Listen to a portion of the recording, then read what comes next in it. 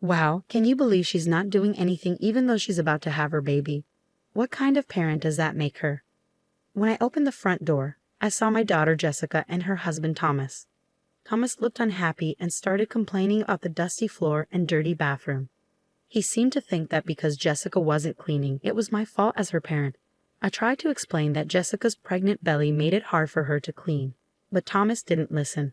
Instead, he said he was leaving Jessica because she couldn't keep the house clean. My name is Rebecca, and I'm 54 years old. I work for a big company, and it's just been me and Jessica since her dad passed away. Raising Jessica by myself was tough, but her happiness always made it worth it. Jessica is a kind and caring person with good friends, but she struggled to find a boyfriend.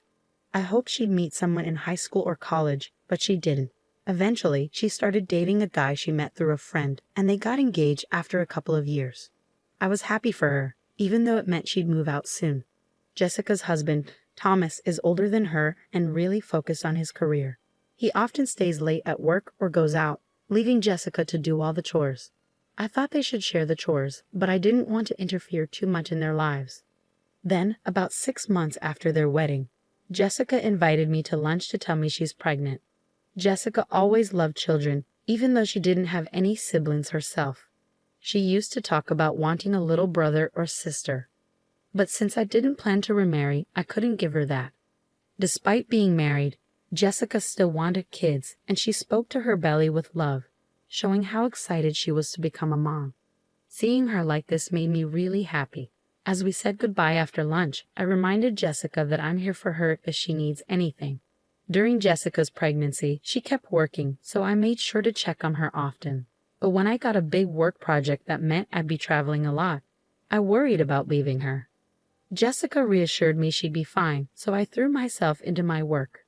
By the time Jessica was close to giving birth, my project was almost done, and things were calming down at work. I called Jessica to talk about plans for when the baby arrived, but Thomas answered the phone instead. He said Jessica was being useless and that he was bringing her over to my place. An hour later, the doorbell rang. Opening the door, I found Jessica looking really messy next to Thomas when I opened the door. She seemed different, not even able to muster a smile. Her eyes had dark circles under them, and her hair, nails, and skin looked dry. She didn't look like a woman in her 20s at all. Her hands were cracked and bleeding, and she seemed distant, staring off into space. How could she have changed so much in just a few months? I let them inside and had them sit down. Since Jessica couldn't speak, I asked Thomas what was going on. "Thomas, why is Jessica like this?" I demanded. He seemed surprised and didn't show any shame as he replied, "Are you blaming me? She's the one who slowed down because of her big belly. You know, housework is a woman's job, and she even faked being sick to get out of it." I couldn't believe what I was hearing. You made a pregnant Jessica do all the chores, even when she was feeling sick. Pregnancy isn't an illness, you know. She even asked me for help with the chores while I've been working all day.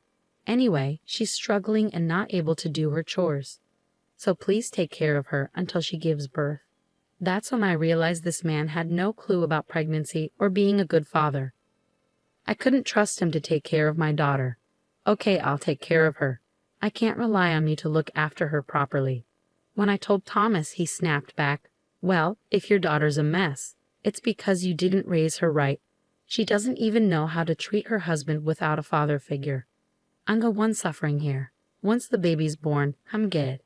And in the meantime, teach your daughter how to behave, Rebecca." Before he left, he told me to fix my daughter's upbringing before the baby arrived. Then he just walked away, leaving Jessica behind. I couldn't believe his nerve. I regretted letting Jessica marry him deeply. She just sat there, looking so lost. First things first, I needed to make her feel safe. So I went to the kitchen, poured some milk into her favorite cup with a bit of sugar, and warmed it up. "Be careful, it's hot," I warned her as I handed it over. As Jessica sipped the warm milk, she couldn't hold back her tears. They streamed down her face as she sobbed. I sat beside her, comforting her with a gentle rub on her back, ready to listen to whatever she needed to say. Jessica opened up about Thomas. Despite her pregnancy, he continued going to work parties and leaving her alone when she needed him. He wouldn't lift a finger to help around the house and even demanded she do chores when she was feeling sick from being pregnant. "Hey, get up. You've been lounging around. You haven't done the dishes or laundry," he'd say. Sometimes he'd come home after drinking with colleagues and make her cook and clean for them. I felt my anger rising, hearing how my pregnant daughter was being treated like a servant. Jessica explained that she didn't want to risk my career, so she put up with it. She even asked doctors to explain to Thomas about the changes her body was going through, but he wouldn't listen. Her own family lived too far away to help, and she'd always put others before herself. I hugged Jessica tightly and whispered, "From now on, it's okay to put yourself first, Jessica. If you need help, don't hesitate to ask. I'm sorry I didn't realize sooner." I gently stroked her head, and she whispered back, "Mom, thank you," before breaking down into childlike sobs. In the days that followed, Jessica's emotional state seemed to worsen as her due date neared. When I came home from work, I found the house spotless. Despite my insistence that she rest, Jessica kept doing chores. She'd even try to move heavy things or fix broken light bulbs. Sometimes she'd pack her bags, scared of facing her husband's anger. I thought she might need professional help, so I reached out to our neighbor, Lisa, who used to be a therapist, and asked for a recommendation for a counseling clinic. "Lisa, hi, you have a moment?" "I need to talk about my daughter," I said as she welcomed me into her home. I shared Jessica's situation with her and her husband, Kevin, and they recommended a good clinic. Jessica had been feeling unwell, so she started going to the hospital. Lisa and Kevin were worried about her, so when I was at work, Lisa would check in on her. Thankfully, Jessica started to feel better and smile more like she used to. When Jessica's due date arrived, I took her to the hospital as her contractions started. I stayed by her side, rubbing her back and wiping her sweat, cheering her on.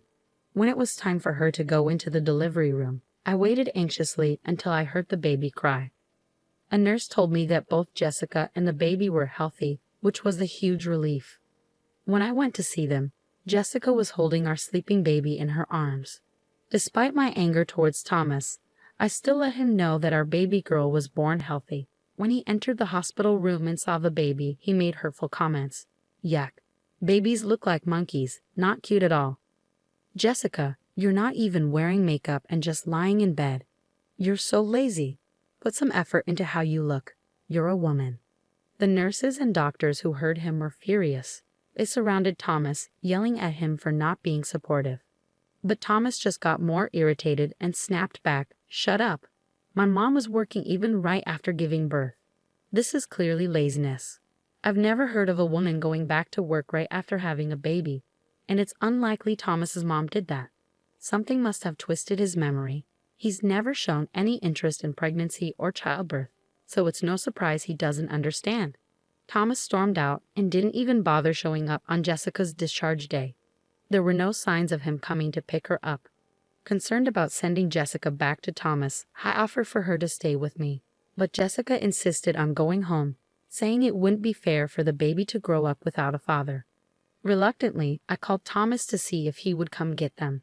His response was dismissive, saying he was too busy with work and didn't want to deal with a crying baby. Then he hung up. I brought Jessica and the baby home, suggesting she stay with me until she got the hang of parenting.